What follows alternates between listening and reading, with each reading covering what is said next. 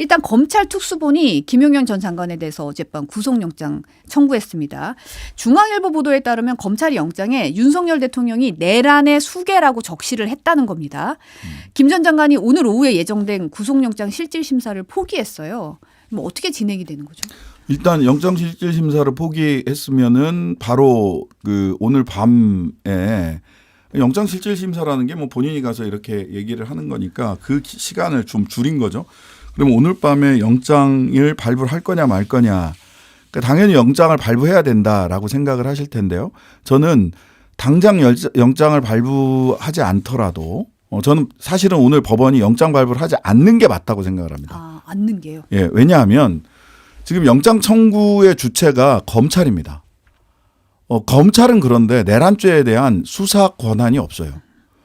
직권남용과 직접 관련 있는 사건이다라고 하는 식으로 그 본인들이 이 수사에서 주도권을 잡고 국민들에게 다시 검찰이 있어야 되겠지요라고 하는 이야기를 하고 싶어 하는데요. 이 윤석열 검찰 독재 정권의 부역자 정도가 아니라 주역이란 말이에요. 이 주역들이 이 사건을 가져간다. 그다음에 수사 관할권도 없는데 막 치고 나갔잖아요. 더군다나 이상한 거는 김용현 씨가 사실은 검찰로 수사기관 쇼핑을 한 겁니다.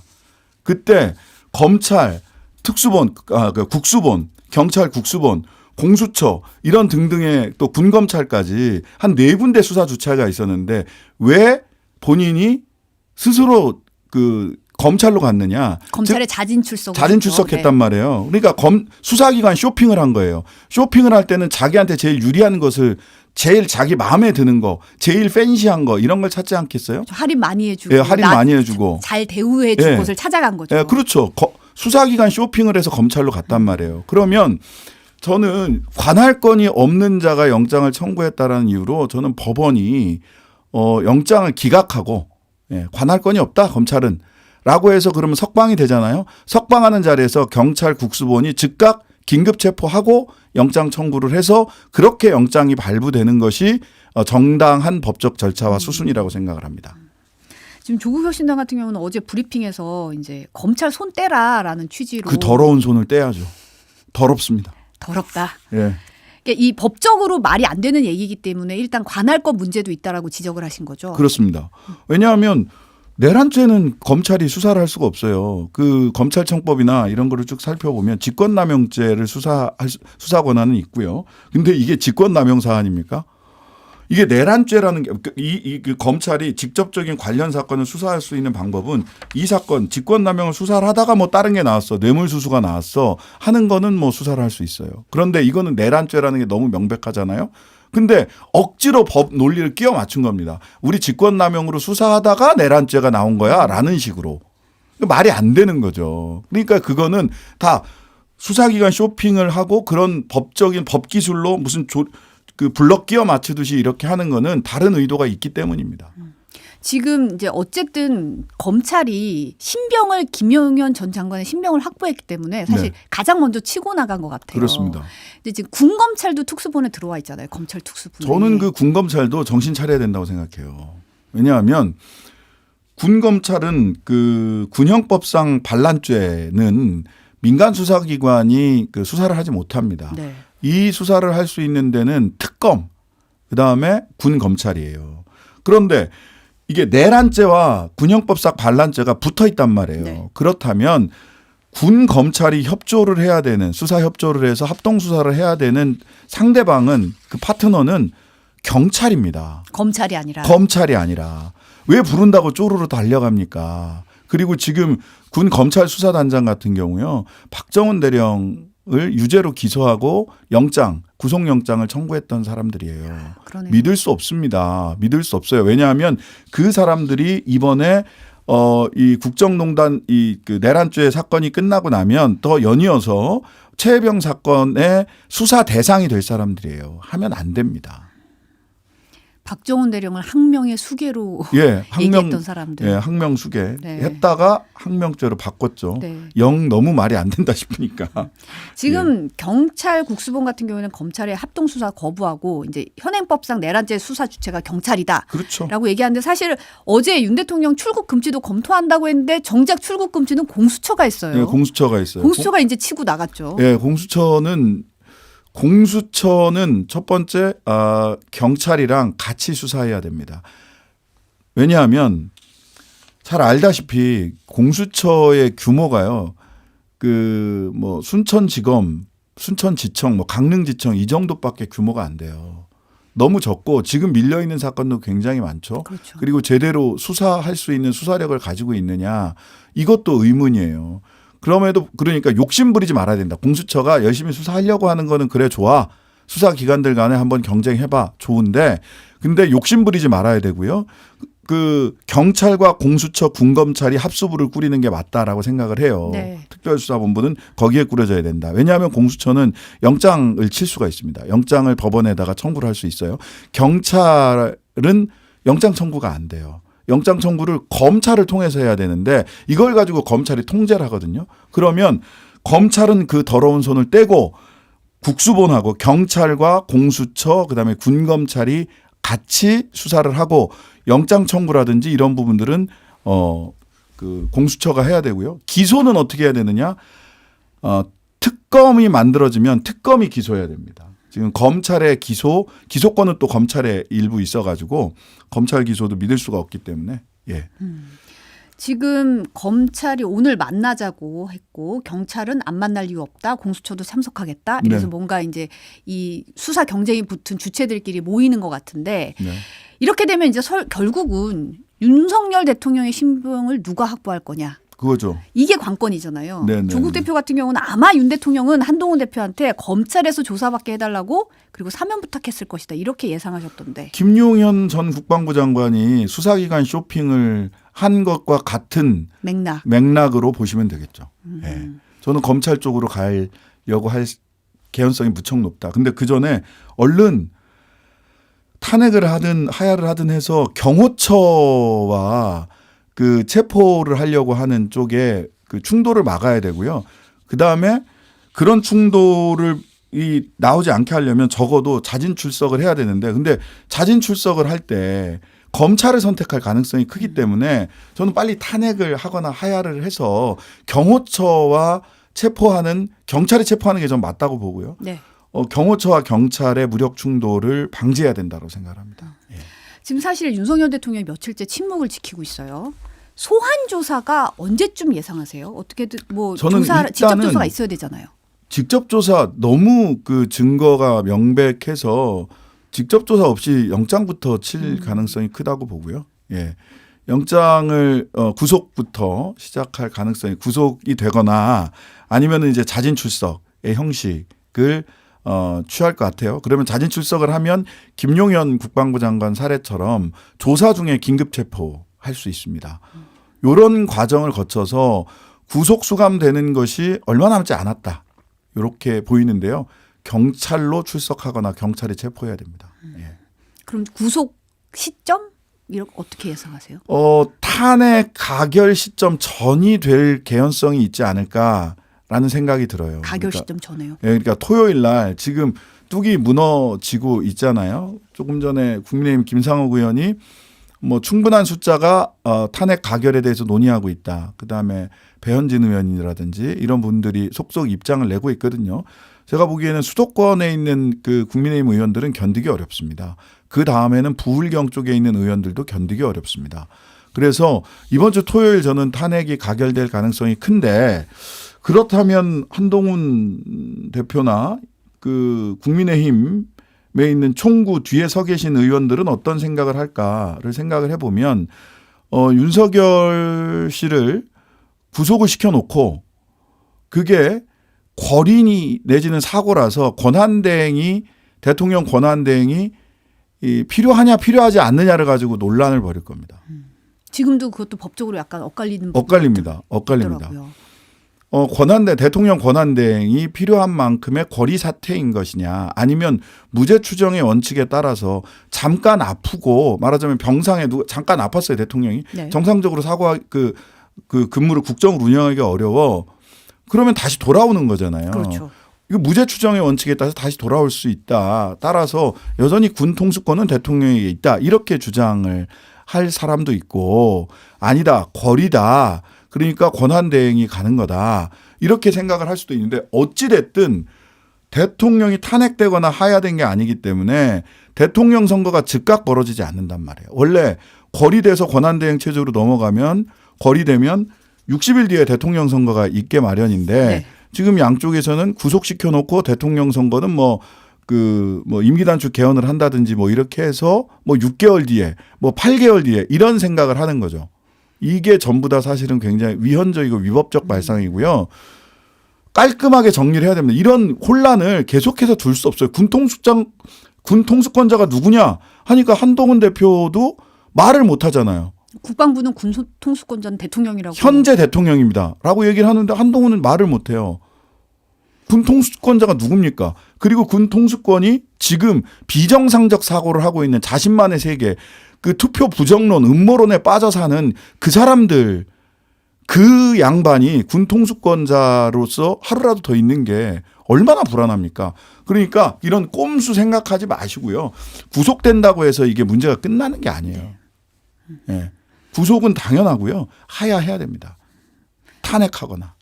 사실은 이제 윤석열 대통령에 대해서는 저희가 합리적인 판단이라고 생각했던 거를 다 비껴가는 부분이 너무 많아서 네네. 자진 출석 얘기를 하셨는데, 사실 자진 출석이라든지 소환에 불응할 가능성도 있잖아요. 저는 소환에 불응할 가능성이 있다고 보고요. 그 소환에 불응하게 되면 걱정되는 게 경호처와 경찰의 충돌이 가능성. 충돌 가능성. 근데 정상적인 사고 방식을 가지고 있는 사람이라면 그런 충돌은 막아야 된다라고 생각을 하는데, 그 양반은 그런 정상적 사고 방식을 하고 있는지 매우 의심스럽죠. 이 사태에 촉발된 것도 사실은 네. 네. 그러니까 가상 세계에 살고 계세요. 자신만의 가상 세계. 어떻게 근데 그런 분들만 다 모아놨는지 모르겠는데, 박영선 그 진화위원장으로 대통령이 인사권을 행사를 하셨어요. 네. 진화위원장이 된 양반이 지금 자신의 진화위원장 임명을 부인하는 것은 내란이다, 이렇게 얘기를 해요. 박선영. 박선영. 네. 죄송합니다. 박선영. 네.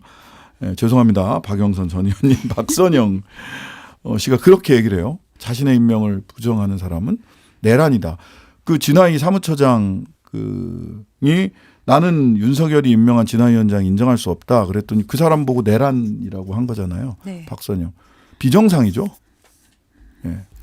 지금 내란죄 처벌 같은 경우는 어떻게 이루어질까요? 지금 사실 오늘 국회 국방위원회 현안 질의에서 장성들 이제 간부들 나와서 증언하고 있잖아요. 전부 다 까마귀 고기 먹고 나오셨더라고요.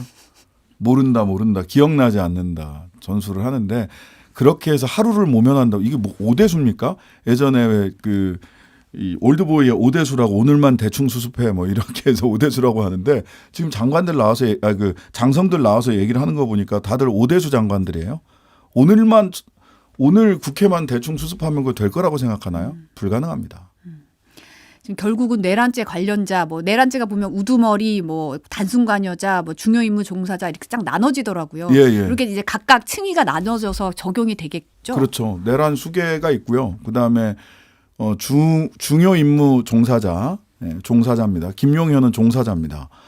자꾸 김용현을 내란 수계로 생각하시면 안 돼요. 직접 지휘는 했지만 실제 대통령직에 있었던 윤석열 씨가 내란 수계고요. 중요임무 종사자고, 그다음에 공범 내지는 부하 수행자라고 하는 것도 있어요. 그러니까 공범의 범위를 일반 범죄보다, 내란죄는 워낙 범죄 죄질이 안 좋고 네. 위중한 죄이기 때문에 공범의 범위가 굉장히 넓습니다. 부하 수행자도 그 처벌을 해요. 그러니까 소위 완전히 단순 가담자 이런 사람들을 제외하고는 그냥 그날 명령받고 국회에 갔던 일반 사병들이나 이런 사람들을 제외하고는, 저는 그 당시 국무회의에 참석했던 사람들도 종범, 중요임무 종사자 내지는 적어도 부하 수행자다. 부하 수행, 내란을 한 사람이라고 생각을 합니다. 지금 오늘 본회의에서 내란죄 상설특검 상정해서 처리할 전망이고 일반 네. 특검도 추진한다는 거잖아요. 네, 그렇습니다. 그럼 결과적으로 이 수사가 어떻게 이제 특검으로 가야 된다고 생각하시나요? 특검으로 가야 됩니다. 지금 그래서 국수본이 지금 해야 될 일은 경찰 국수본이 해야 될 일은 공수처, 군검찰과 협의해서 즉시 체포하는 겁니다. 체포하고요. 수사를 할 수 있는 한 초기에 증거를 인멸하지 못하도록 초기에 증거 확보, 그다음에 그 사람들 그 피의자들을 빠르게 인신 확보와 증거 확보를 한 이후에 국회에서 구성되는 특검의 수사를 이양하면 됩니다. 국회는 국정조사와 특검을 동시에 추진을 할 생각입니다. 예. 국민의힘 얘기도 좀 해볼게요. 지금 뭐 오락가락 뭐 굉장히 혼란스러운데 국민의힘 지금 전국 안정화 TF가 2월 하야 4월 대선 또는 3월 하야 5월 대선 조기 퇴진 로드맵을 내놨습니다. 의총에서 논의하겠다는 건데 이런 방식의 구성에 대해서 어떻게 생각하세요? 전국 안정보다 전국 안정 TF가 아니라 본인들의 그 의원직 안정 TF. 의원직 안정 TF. 예, 의원직 안정 TF죠. 예. 왜냐하면 다시 제가 그분들에게 총구 뒤에 서 계신 저의 가슴을 겨눴던 총구 뒤에 서 계신 그분들께 여쭙고 싶어요. 군 통수권자는 누굽니까? 올 2월 달까지. 내년 2월 달까지. 내년 3월 달까지 군 통수권자는 누굽니까?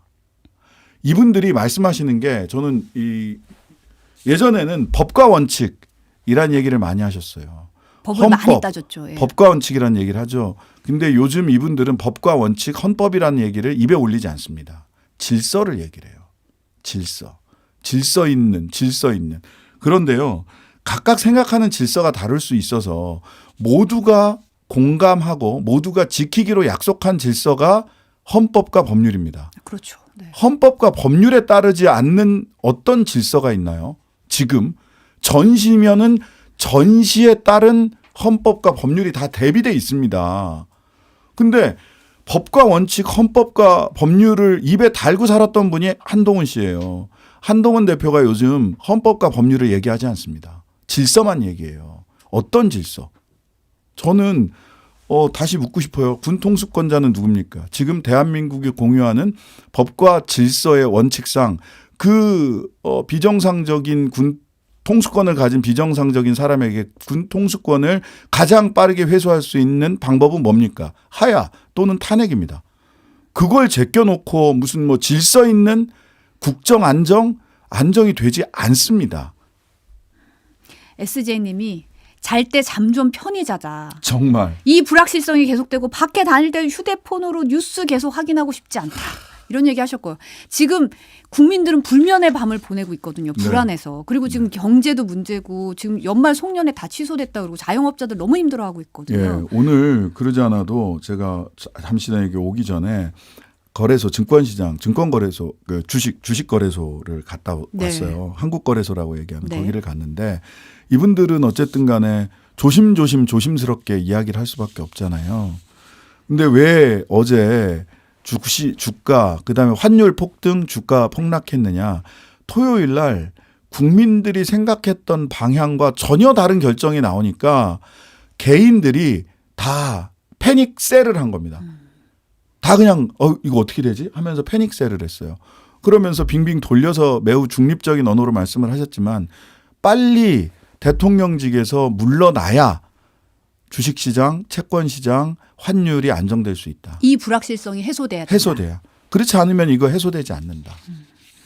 지금 근데 국민의힘은 집안 싸움도 치열해요. 당 중진들이 원내대표로 원조 친윤이죠. 권성동 의원 추대하려고 나선 데 대해서 한동훈 대표가 적절하지 않다고 했던데. 뭐 적절하지 않으면 막을 수 있어요?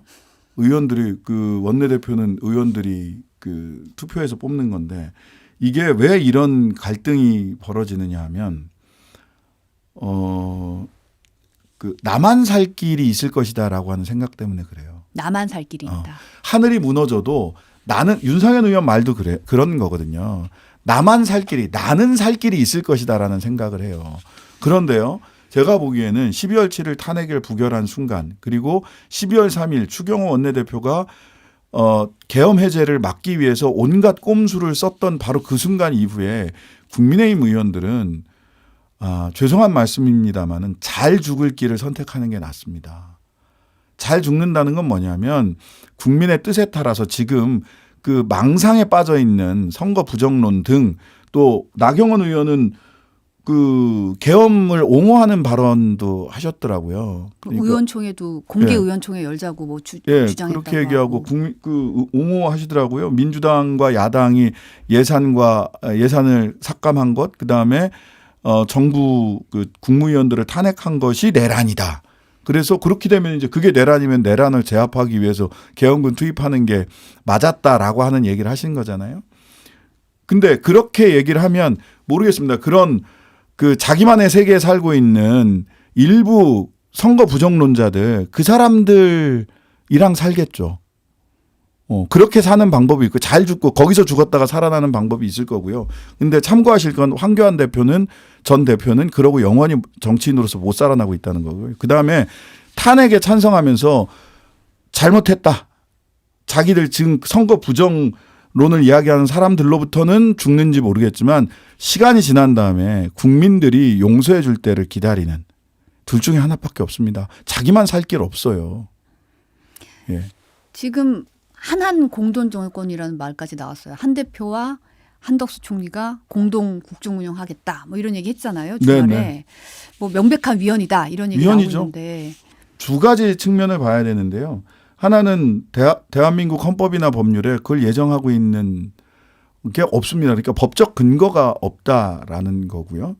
두한 씨의 그 기자회견은. 그다음에 하나는 대한민국 헌법은 무엇에 근거해서 그 권력 구조가 설계가 돼 있냐면 그 민주주의의 정당성, 민주적 정당성, 흔히 레지티머시라고 얘기하는 민주적 정당성을 두 개로 나눠 놓고 있는 거예요. 국민으로부터 직접 선출돼서 국정을 운영할 수 있는 기관이 대통령과 의회 두 개입니다. 영국이나 의원내각제를 채택하는 데는 의회 하나로 만들어 놓은 거고요.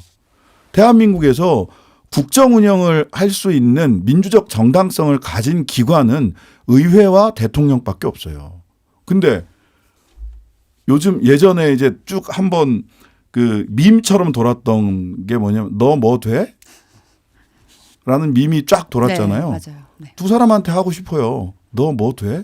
당신들이 어떤 민주적 정당성을 가지고 있는데 총리는 대통령이 임명한 사람이에요. 한동훈 대표는 당원들이 뽑았지만 당원들이 국민은 아니에요. 당적 정당성을 가지고 있을지는 모르겠지만 그것도 뭐 다 부인되고 있지만 지금은 국민으로부터 어떠한 권한도 위임받지 못한 사람이에요. 심지어 국회의원도 아니에요. 진짜 두 분에게 너 뭐 돼? 라고 묻고 싶습니다. 지금 탄핵안이 사실은 되려면 어쨌든 여당 의원들의 동조가 필요하잖아요. 그렇습니다. 아까 뭐 김상우 의원 얘기도 하셨는데 지금 뭐 올해 크리스마스 안에 대통령 탄핵이 이루어질 거라는 의미를 담은 글을 SNS에 올리기도 하셨더라고요. 어떻게 보세요? 이탈표 어떻게 보세요? 저는 그 이번 주 토요일 날 정리해야 된다고 생각을 하고요. 그와 관련해서 가장 센 힘은 저희들도 물론 저도 아까 그 총구 뒤에 쓰지 말아 달라는 간곡한 호소를 국민의힘 의원들에게 합니다. 국민 여러분들께서는 각 지역구에서 국민의 뜻대로 투표하라라고 하는 의사를 다양한 방법으로 본인 지역구에 있는 국민의힘 의원들에게 전달을 해 주셨으면 좋겠어요. 다양한 방법으로. 다양한 방법으로. 예, 다양한 방법으로 전달을 해 주시고 또 요즘은 촛불 집회가 아니라 응원봉 집회가 매일매일 국회 앞에서 진행되는데요. 이러한 국민들의 노력이 이번 주 토요일 날 그 위험한 사람이 가지고 있는 그 위험한 손에서 군 통수권을 뺏어올 수 있는 시간이 될 거라고 저는 확신합니다. 안 그래도 응원봉 집회 직접 보셨을 때 굉장히 감동받았다고. 감동했습니다. 제가 토요일 날 집회 때 그 국회의원들은 전부 다 지금 본회의장에서 이 표결을 성사시키기 위해서 다양한 방법으로 문자 보내고 카톡 보내고 막 그러고 있었어요. 네. 의총장 현장에 가보기도 하고 했는데 너무 궁금해하셔서 그쪽 집회 주최 측에서 나와서 국회 상황을 한번 전달을 해달라 해서 8시 반쯤 나왔거든요. 깜짝 놀랐던 것은 촛불 집회가 아니라 응원봉 집회더라고요. 뭐 그냥 그런가 보다 했는데 그 응원봉이 가지고 있는 뜻을 아재들은 잘 모릅니다라고 얘기를 하더라고요. 본인이 행복하기 위해서 들고 나가는 아주 소중한 박스에 다시 고이 모여놓는 그런 네. 거래요. 굉장히 근데- 또 비싸요. 네, 그러니까 비싸더라고요.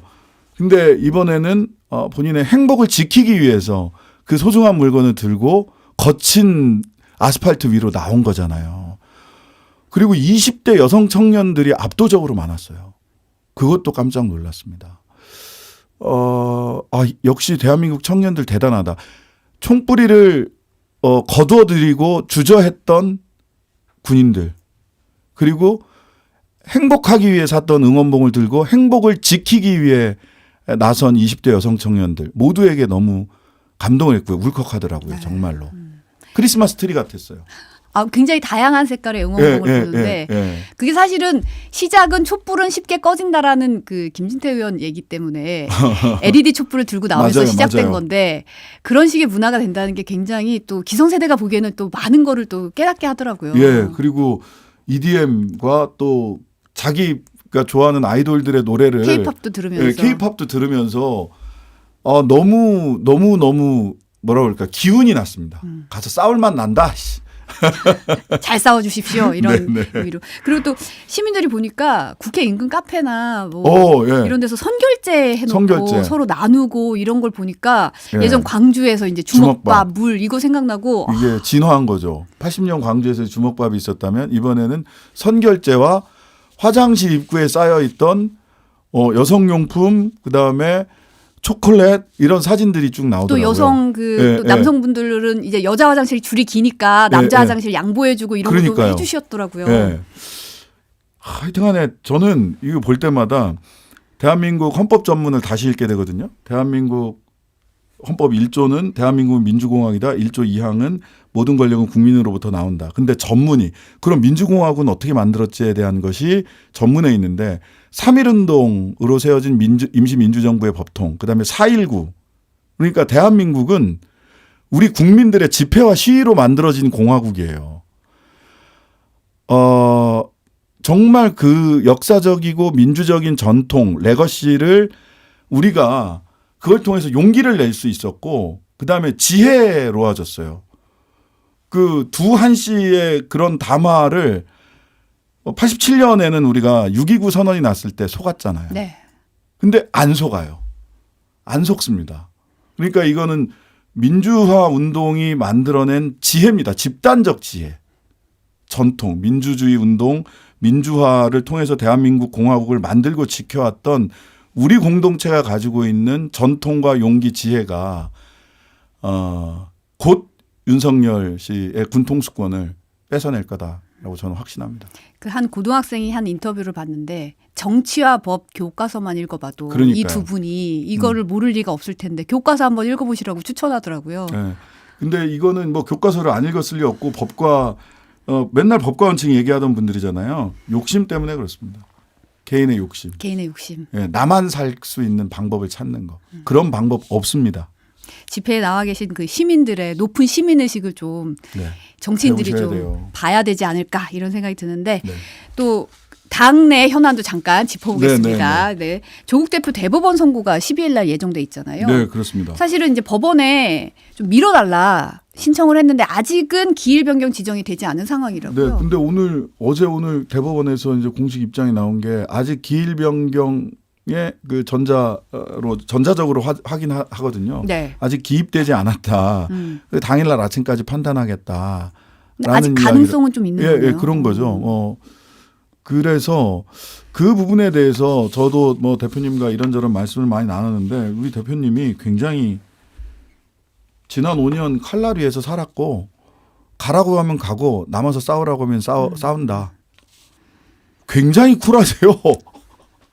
왜 이렇게 쿨하지? 한 5년을 그렇게 시달리면 이렇게 되나? 너무 쿨해요. 어제 네. 뉴스아이킥 나가셔도 저에게 어떤 운명이 기다리고 있는지 모릅니다. 운명에 굴복하면서 살지 않았고 앞으로도 그럴 겁니다. 국민 여러분 지치지 말고 행동합시다. 이제 시간 문제입니다. 조국혁신당 허술한 정당 아닙니다.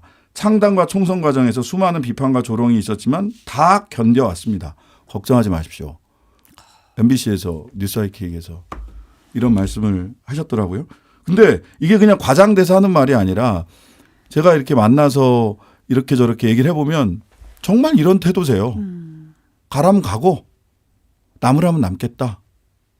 2년 가서 살고 오라고 하면 열심히 스쿼트하고 운동하고 나와서 또 한다. 뭐 그런 태도입니다. 그리고 조국혁신당도 만에 하나 그런 일이 없어야 되겠지만 만에 하나 플랜 B에 따라서 당원 당규 다 정비해 놓고 있고요. 당원 당규에 따라서 당원들이 만들어준 당원 당규에 따라서 단단하게 잘 헤쳐나갈 겁니다.